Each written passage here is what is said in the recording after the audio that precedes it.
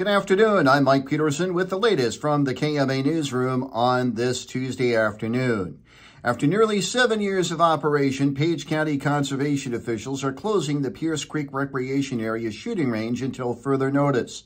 That's according to Page County Conservation Director John Schwab, who tells KMA News that Wednesday will be the last day the range is open to the public. Now, currently, he says the daily operations of the range, improvements and developments, and providing safety officers are all done by a group of volunteers. But he says as they looked at potential policy changes and sporadic attendance and oversight of the range, it was time to reassess. Further discussion but no action on repairs to a rail spur took place at this morning's Montgomery County Board of Supervisors meeting.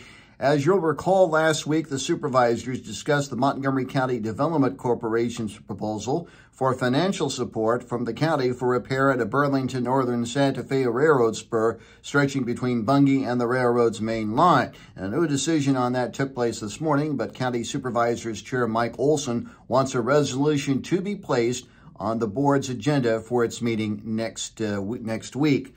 Creston school officials are preparing for yet another bond issue referendum vote later this year. Voters rejected 2 referendums in 2022. The latest took place in September. Creston School Superintendent Darren Stender talked about plans for another bond issue vote coming up on November 7th. He says the scope of that bond issue will change little from the first 2 that were rejected by the voters. And based on initial listening surveys, Iowa Department of Natural Resources officials expect an uptick in quail and pheasant populations in southwest Iowa. That's according to Iowa DNR wildlife biologist Mac Nollison, who joined Outdoors in KMA Land recently to break down some of the initial bird counts from their spring quail whistle counts and rooster crow counts for pheasants and some grass and songbirds.